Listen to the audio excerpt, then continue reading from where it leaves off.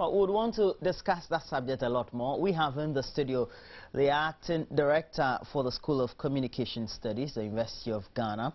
Dr. Margaret Amokohene is our guest for the morning. Thank you very much. It's been a while. Yeah. Okay. We're not talking communication this morning, even though later I would want to digress into the subject. But what perhaps might have informed the University of Ghana to impose the current regulation of having vehicles that ply through the university to be having the car stickers and at a rate of 400 Ghana cedis a year? Good morning, and good morning to your viewers. I think that is not an imposition. Let's go back. The university's roads, even before the reconstruction of the roads and everything, not all of them were accessible to members of the public. And if you recall, apart from the main avenue, from opposite the police station up, all the other routes were accessible to people who had UG tickets. So we are just back to the same point. That's all that the university is doing. And if you're asking me why, it's the same reason for its institution previously. The university is an academic institution where teaching and learning and research take place. And these are done usually well in congenial, serene atmosphere. And if you allow drivers in, tooting their horns, stopping where they shouldn't stop, picking passengers when they shouldn't pick passengers, then what you are doing actually is to make it difficult for us to engage in our core business. And so the same reason for its institution previously is the same reason now. The idea is to reduce congestion on the campus, to ensure that people who have no genuine business on campus do not use it as a thoroughfare. And that's all that we are doing. Okay, so you have schools, you have schools on the campus of the university, and these schools are patronized by people other than students. That's right. Or even lecturers of the university. Yes. You accept to have the awards in the schools. Yes. But you want to perhaps charge them to pay for stickers on their cars before entry because... Now let me explain. It's not every road that you need a sticker to use. It's been explained. The one that gives you access from Okponglo. Yeah, exactly. So it's the same thing. When we used to have the main gates opposite the police station, parents could come in with their awards without paying anything. But if you wanted to use any other road to exit or to come in, then you needed the University of Ghana sticker. So it's not true to say that the university has decided not to allow parents to come in. That's not true. We've decided that people should come in through a certain route. And therefore, parents could use that route. But let me tell you that, yes, you talked about our schools. We have one basic and one JHS. And about 50% of students and pupils in those schools belong to parents who are not university staff. That's true. Out of that, more than 50% have obtained stickers to bring their children in. Because if they hadn't, could you have imagined what would have happened to the gate when a few parents decided to block it? About 50% of the students don't belong to the campus. And their parents... So you're saying that the parents who blocked the access way yesterday or on Monday were just a minute figure of the... I think there were just a few parents who wanted to cause trouble. They, according to your own estimation, were the recalcitrant ones. Well, I haven't used that word. They wouldn't want to conform to order. But if they would even conform to order, they have access through the Okponglo gate. They should use it, bring their children in, take them out through the same gate. And you know, the university has also provided buses for those children to be conveyed from the gate to the school and back when they close. So if you don't feel like taking the sticker, leave your ward there. The bus will convey them to the school, bring them back to the same point. Because we cannot use the fact that your children are in the school to breach what we think is going to endanger the business, the core business of what we are doing. Which is to ensure teaching and learning? Teaching and learning and research. To ensure that in a serene environment. Exactly. Okay. The atmosphere must be conducive. Dr. Amokohene, with all due respect, how does it work practically that somebody who perhaps lives in wetlands or somewhere in Kisiman goes to have access only through the Okonglo lane? I will tell you how it works. I was in my village over the weekend, the Bunahafo region. I was in a vehicle that wasn't my own, didn't have a sticker. And when I came, I could have used that gate if I had a sticker. I could have used the TF road at Hajo. But because I didn't have a sticker, I came all the way to use that one. So it worked for me, it can work for the others. Now, let me also say that the University of Ghana, I am not sure, has the responsibility to provide roads for people who live in Hacho and who live in Kisema and who live in Achimota. That's not a business of the University of Ghana. So if they live there, whoever is to provide them with roads must provide them with roads. And we are saying that the roads leading to the university, the roads in the university, I mean, for instance, the road at TF, that is on the Hacho Road, they didn't used to exist. The university constructed it because student population has increased and students are living on that road. When we were students, that place was all bush. Now they need to construct that road because students are living there.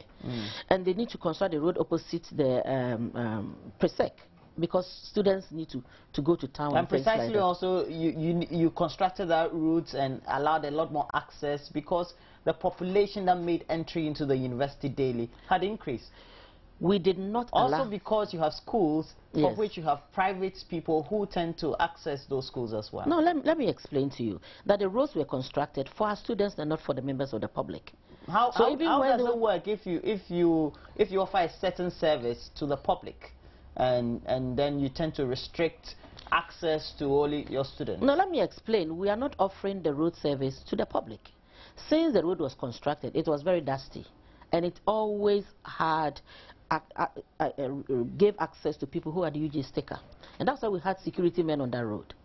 So they would always ask for your sticker. I know people were paying bribes to them to let them come in. But officially, you needed the sticker to enter. That's the assumption. We saw them several times. They themselves know. Even their head will not deny it. Okay? And people who use it have confirmed that they only need to give one CD and then they pass through. So the point I'm making is this. The university constructed that road not for members of the public because we don't have responsibility towards members of the public in terms of constructing roads. That is those who wanted diversions. But we do have the responsibility towards our students. And though that road was very dusty and students were getting sick frequently because of the kind of air they were inhaling. So, and people's vehicles were breaking down because it was not a good road. So we virtually forced management to make that road. And management didn't have the money to do that. They went for a loan. And if you take a loan, you pay for it. Well, with all the explanation, all the explanations you've given, well, they make rational sense, right? But the point is, how then do you have difficulties that the public had with the tolls that you were instituting, as a result of which you abolished it or stopped charging, and now you go to introduce a sticker for which a private person who wants to access the university, who doesn't have any business doing anything at all in terms of access at the university campus, decides to get access and needs to pay 400 Ghana cedis a year? Let me correct you. We have not introduced it.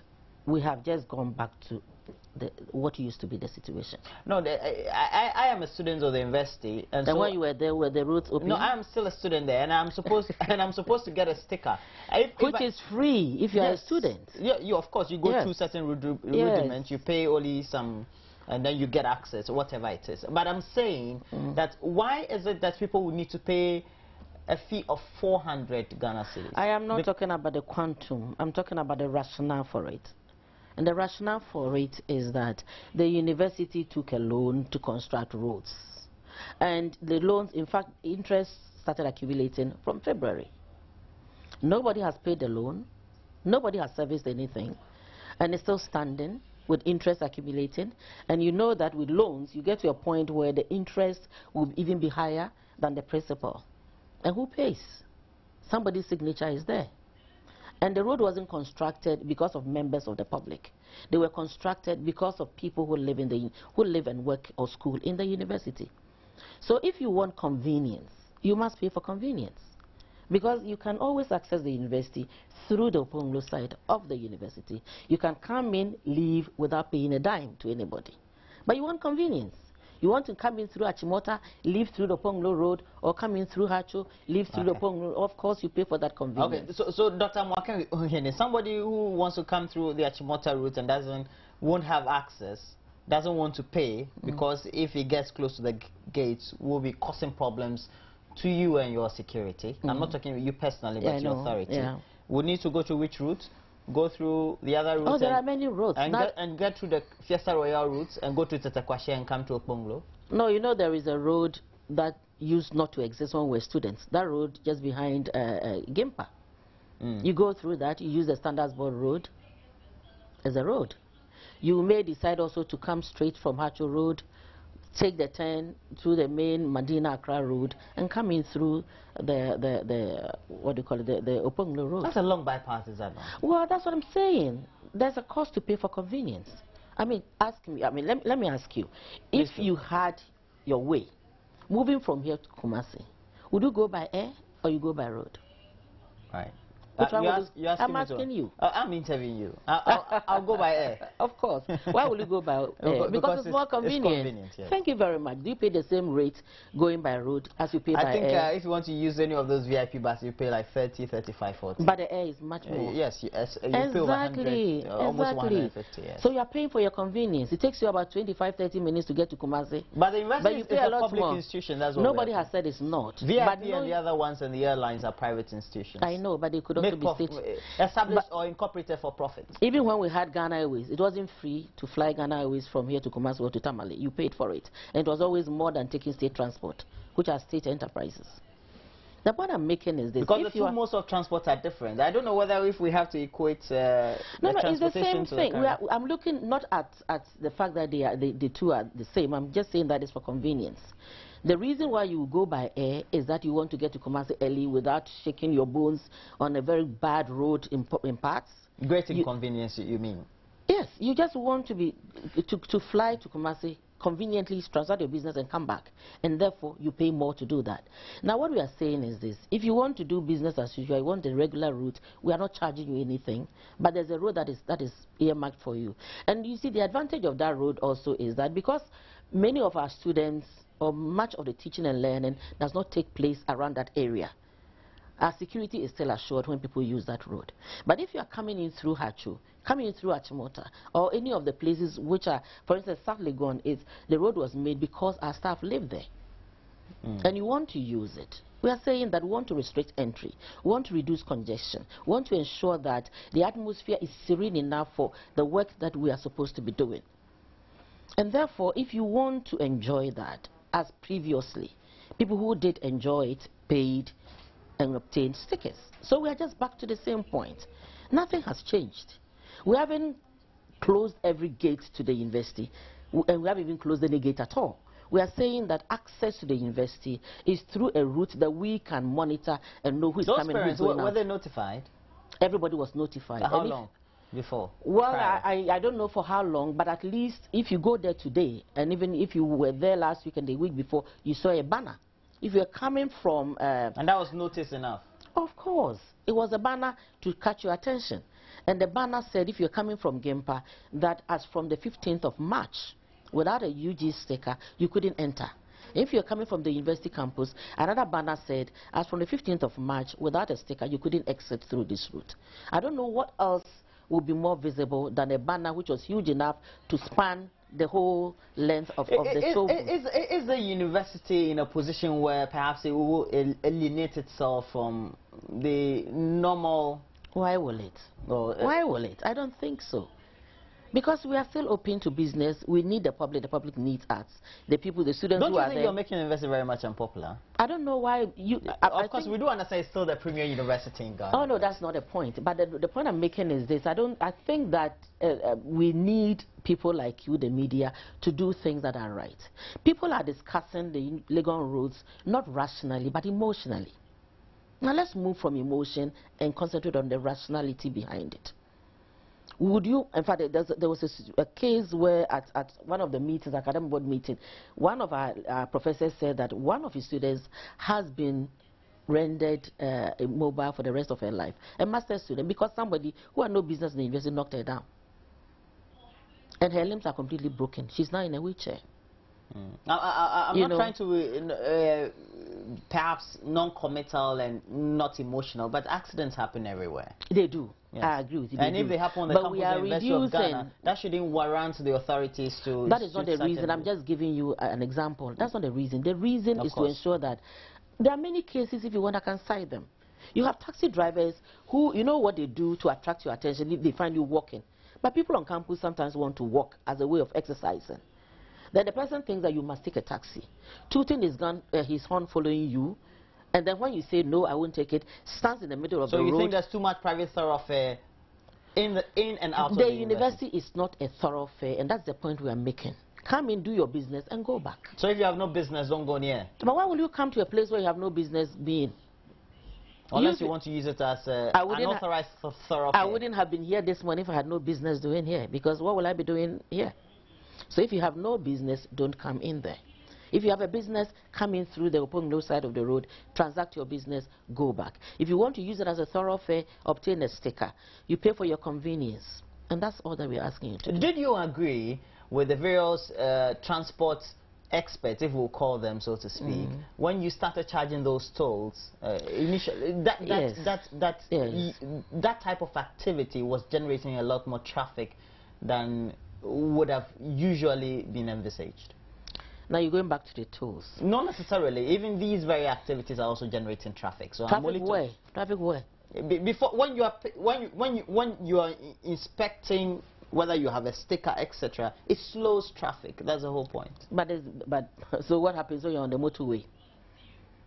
Don't you stop to buy a ticket? The motorway has various entrances. But we don't have one either. We also have, I think, 2 on each side. So, I mean, if these are the problems, these are problems that can be solved, that can be sorted out. But we are dealing with a problem of people who think that they can take advantage of everything without committing anything to it. Nothing good comes easy or cheap. You need to invest in it, and you need to pay for it. Okay. When you were instituting some of these measures, did you have the feeling that a lot more people use your roads as thoroughfare than you, the occupants themselves, in terms of the students, the private people who may do business there, and even the lecturers and the other administrative staff? The university did. They may not have accurate figures, but they had an idea who was using the roads and for what. Because if you drive in through Hacho Road and you exit through the Opongno Road, you're obviously using it as a thoroughfare. You're not coming to transact any business. And we're saying that we want to reserve our roads for people who want to do business. And you know, when the roads were bad, you should have seen the exchanges on our intranet. So we all said, go do whatever you can do to make sure that our vehicles don't go for repairs every week. And I'm sure the whole country will be happy if our roads were worthy of our vehicles. And even though we pay roadworthy, we have roads which are not worthy of our roads. And yet, in spite of paying roadworthy, we still pay to use certain roads. I just told you I went to my village over the weekend. And I think I counted not fewer than 7 toll booths. Okay. Even though the vehicle had roadworthy certificates, which was paid for. You have been in academia for a very long time. Yes, I have been.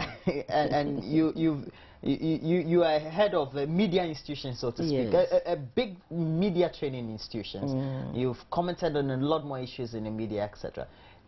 What's your own observation about this very subject? Do you think it's a microcosm of what happens in the Ghanaian society, that perhaps something is introduced people don't want to pay for and don't want to live up to their responsibilities?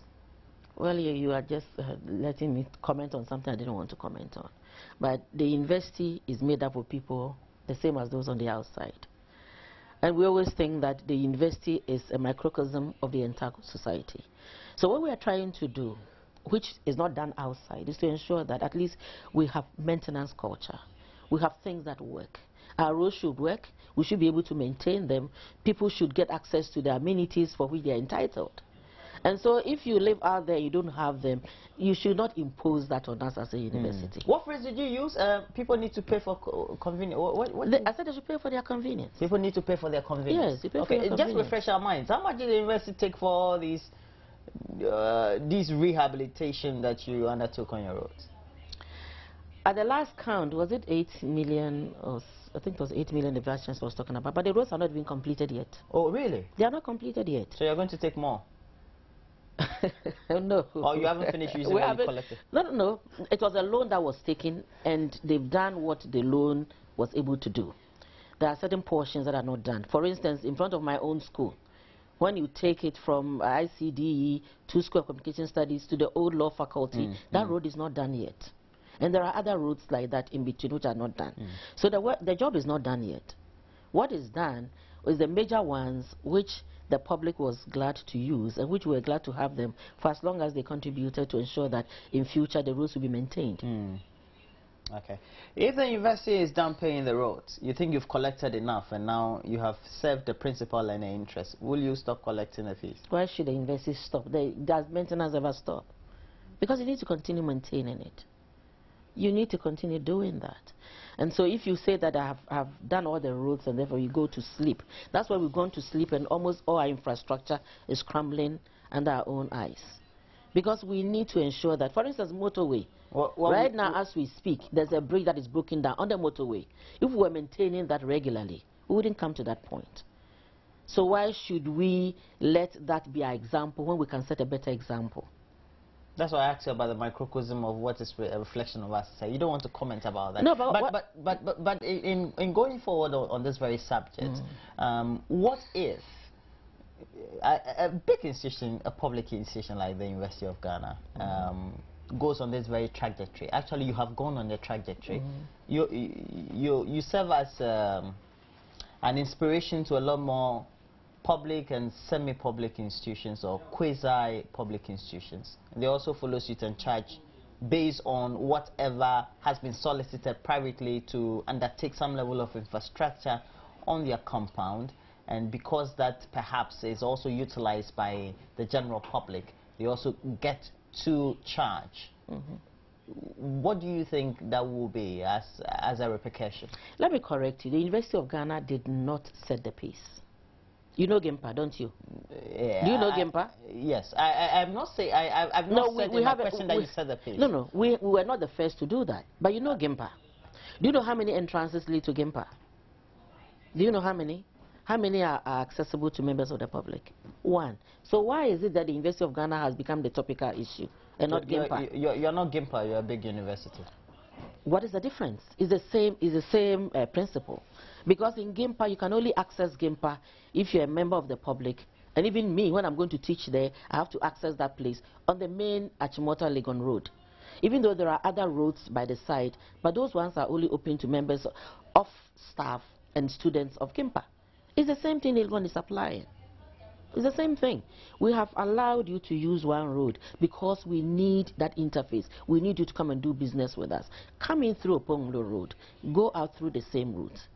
So if GIMPA does not raise any issue, why should Legon raise an issue? And you see, what is even intriguing is that we were practicing the same thing until the roads were reconstructed. Meaning? And meaning that certain roads, if you didn't have a UG sticker, you didn't have access either to enter or to leave. And it's the same thing that we've gone back to. Because you're charging higher? Well, because it costs higher to maintain the roads and to even construct them. And as I said, the interest on the loan started accumulating from February. Okay. Since you're cutting the wrath of the public, don't you think, I hope not. Don't you think dialogue is critical in all these decisions that you decide to take, and the decisions and the directives you intend implementing in the next or in the course of time, so to speak? Dialogue is always necessary. You're not dialoguing enough. Oh, you think so? You think so? If you were, you think so? You wouldn't have had the agitations you had on You know, Monday. let me give you the most. I don't know whether you've watched the University of Ghana documentary on the roads. Have you watched it? Yes, I did. Did you hear the Minister of Road in the documentary? Did you hear him? Well, the Minister of Roads, he's another subject. He's come to. He said some conflicting issues on the subject of the Legon Road. So what? That's what I'm asking you. Yes, so you are talking about dialogue. And I've listened to the minister a couple of times too. And you watched. And he's not been consistent on some of the things. Thank you very much. So if you have publics like that and you're dialoguing with, where do you think you're going to get to? But the minister is your major public, is he? He's one of your most critical. He was the government's contact person. It was the Ministry of Roads that gave us the contractor who worked on the roads. It was the Minister of Roads who commissioned the project. And you heard him during the commissioning. And so this is a man who was representing the government of Ghana, a major stakeholder of the University of Ghana. And if he shifts, he continues shifting the goalposts. Because he works with the public, and the opinion of the public is critical in the governance structure. But you know the thing, you know what it is? I mean, we are all human beings, we make mistakes, we change our minds. What stops you from saying that initially I thought this was a good idea, but having consulted at large with my stakeholders, to you and the authorities on the University of Ghana, it's a good idea, right? Which is a good idea? All the decisions you're taking. Of course it is. Otherwise, we wouldn't take those decisions. And I wish that the nation would do the same thing, because I thought that by collecting tolls on the road, the idea was to ensure that the roads were in conditions that could be used. Okay. So we want to collect tolls. We want to make sure that our roads never go back to where they were, and we had trouble with our vehicles and with usage and all that. So perhaps the nation Ghana can imitate what the University of Ghana is doing to ensure that at least maintenance culture becomes one of the primary things that we look to ensure that when we collect monies for purpose A, we use those monies for purpose A. So that's what we're doing. But please let me assure the public that the university is not doing anything that it hasn't done before. This was the situation. Those roads that have no UG sticker, no access, were the same roads that people couldn't access without UG sticker. If you want to do business, you are welcome. Use the Oponglo side of the road. Come in, go out the same way. But let me also say that if you want to come in through a taxi, taxis and trotros only pay 1 cedi 35 pesos a day. That's huge. 1 cedi? 1 Ghana cedi 35 pesos? It's huge.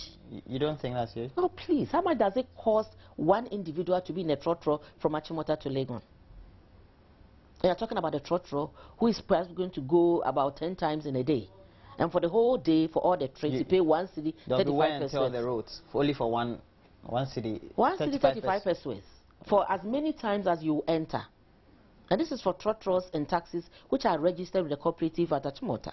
So if you want to come in, go and join that cooperative, come in, pay your 1 cedi 35 pesos. What inform the charges? Is it the number of vehicles applied the route daily? I will not be able to answer that. I don't know what informed the charges, and I don't know how that was arrived. But I can assure you that it wasn't out of somebody's dream, but it was really worked out based on what the situation is at hand and how much the university will need to make sure that our roads don't deteriorate. You're not worried about the bad press? That's what I'm saying. That's why I'm here. If I wasn't worried, I wouldn't be here. But I'm saying You're worried, then rescind the decisions there. No. Being worried doesn't mean that you've taken a wrong decision. It doesn't mean you've taken a wrong decision. We know we've taken a right decision. All we need is the support of people like you. Because if you I support you perfectly. No, but we have journalists. And when I was coming, I was listening to radio stations. Okay. You have journalists. Somebody was saying that you have your children, you don't have access to the school. I said, that is a lie. The University of Ghana knows that the children in the school, 50% of them don't come from the University of Ghana campus. And therefore, we will not say that your parents will not have access to drop you off. So it was a lie. People can drop off their children, but we are saying use this particular route to drop off your children. And it's not just the University of Ghana. In most universities, you have the same thing. Not every route is accessible to members of the public. For security reasons, for safety, for the atmosphere that we want to create for teaching, learning, and research. And so what have we done wrong? We just need you to correct the wrong impression, the lies that are being told that we don't want people to come in. You need who? You mean the media? The media and everybody else who's interested. Because you see, my point is this: if you must speak about an issue, be informed and speak the truth about the issue. Otherwise, just keep quiet. Because there's no reason why a journalist should go on radio and say that the University of Ghana has taken people's children and has closed its doors and is not allowing them to come in, when you know it's not true. Because we need those children to be in school. We need them to pass the exams and to go forward. And we need them ultimately to come to the university as students. So we are not going to close our doors to them. But you are not going to dictate to us what we need to do. Because we live here, we work here, and we have constructed the roads, and we are doing it for our own convenience. If you want to enjoy that convenience, then this is what we're asking you to do. Okay. So this is going to continue. When do you hope to dialogue with the parents of the school? You think there's no dialogue has gone on? No, I'm asking. Well, I think that there have been some dialogue. And since yesterday, I haven't been involved, so I don't know. But that's what I'm saying, that if all parents had taken part in that demonstration, can you imagine that fanfare, that festival that would have taken place at the gate? Because you're talking about 50% of the student population. But we're talking about many parents yesterday who converged there. As many as how many? 100? Yeah, I think they numbered about 200, I think. 100 out of how many? You're talking about a school that has 4 streams, from nursery 1, nursery 2, all the way to JHS 3. So can you imagine how many parents were not there and had dropped their children already? The point is clear. We're not saying don't bring your children. Bring your children, use the appropriate route. And the university has even gone bent over backwards and said, we're making this bus available to convey our children to school. Because we need those children to be in the classroom with teachers to teach them. But those parents who they want to use it as a thoroughfare, drop their children and then continue along the way. You want to use a facility that has been paid for without you paying for it. That doesn't happen anywhere else. Okay, let me pick your mind on this. The routes for which you went to secure pirate funding to rehabilitate, ideally they were supposed to be rehabilitated by government. Everything is supposed to be done by government. Okay. Okay, so you took it on your because it was not being done, and because we're complaining that the roads were becoming dangerous to our vehicles and to our lives, and we went on for years, and the VC and the management had to do something about it. So, I mean, if you are waiting for the government to do A or to do B, then perhaps you may be waiting for too long. And the University of Ghana is not the only place for the government to take care of. So if we can help ourselves, why not? And as I said, we didn't just go about doing things by ourselves.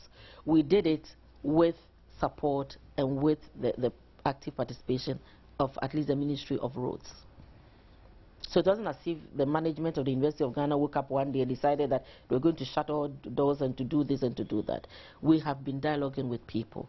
And perhaps we need to continue dialoguing. And that's part of the reason that I'm here this morning.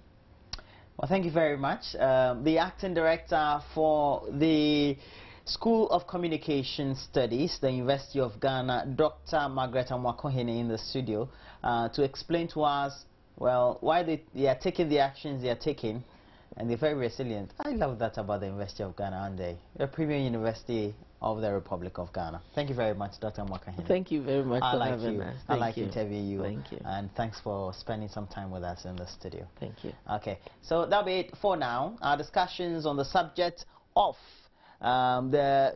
the stickers that have they been reintroduced? No, I've always been there. Only that some upgrade has been done on the fees that parents are supposed to, or even private citizens are supposed to pay when they want to access certain routes other than the one approved by the authorities of the university to get entry into the university. Well, so that'll be it. Now we go to speak on the subject of another national issue, the identification program that has taken some time to be completed. We'll be having in the studio the Public Affairs Director for the National Identification Authority, Betta Jeble, speaking to Mama Vio Uswabwaje. Do stay on, we'll be right back.